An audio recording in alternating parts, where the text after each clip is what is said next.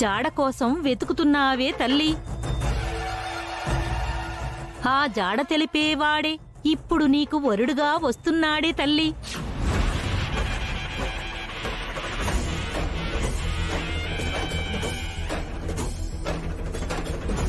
ఇది మీరనుకుని చేసుకుంటున్న పెళ్లి కాదే తల్లి. మీ కన్న తల్లి ఆశీర్వాదంతోనే జరుగుతున్న పెళ్లి.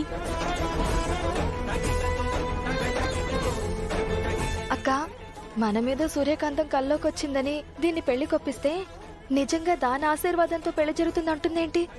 నిన్ను కట్టుకోబోయేవాడు, నీ మనసెరిగినవాడు, నీ కష్టాల్లో పాలు పంచుకునేవాడు, నీ మనసులో ఉన్న కష్టాలు తీర్చడానికి దారులు వెతుకుతున్నాడే తల్లి.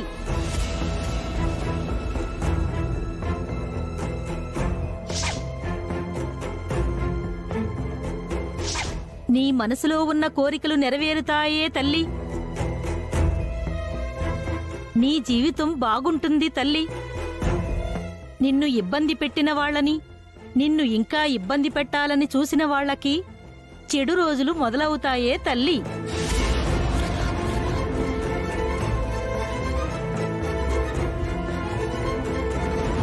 నా మనసులో ఉన్న మాట నిజంగా నెరవేరుతుందా? తప్పకుండా తల్లి. ఇది నేను చెప్పే మాట కాదు, అమ్మలగన్న అమ్మ, ఆ అమ్మే చెప్తుందే తల్లి. అమ్మ చెప్తుంది నమ్మవే తల్లి.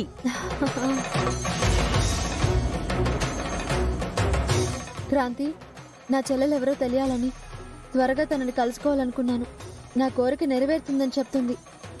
అవును పూజ, కిరణ్ గురించి కూడా చెప్పింది కదా, నీ బాధని తనే పోగొడతాడని. తను ఆ ప్రయత్నంలోనే ఉన్నాడు. నీ చెల్లెల్ని తనే దగ్గరుండి వెంట పెట్టుకుని నీ దగ్గరికి తీసుకొస్తాడేమో, ఎవరికి తెలుసు పూజ. ఇక నేనొస్తానే తల్లి.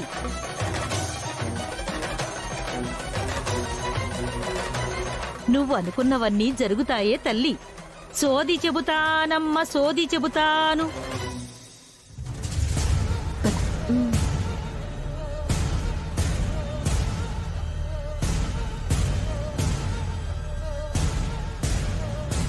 పూజకి పెళ్లి చేసి పంపించేసి దీనికి విడాకులు ఇప్పించేద్దాం అనుకుంటే ఏదేదో జరుగుతుందేంటే? పూజ కష్టాలు తీర్చడానికి ఆ కిరణ్ ప్రయత్నాలు చేస్తున్నాడని చెప్తుంది. వాళ్ళు అలాగే చెప్తారక్క. ఇలాంటివన్నీ చెప్తే మనం ఏమన్నా ఒప్పుకుంటామా? వాళ్ళ మాటలు ఏమన్నా వింటామా? అందుకే మీరు అనుకున్నవన్నీ జరుగుతాయని అంటూ ఉంటారు.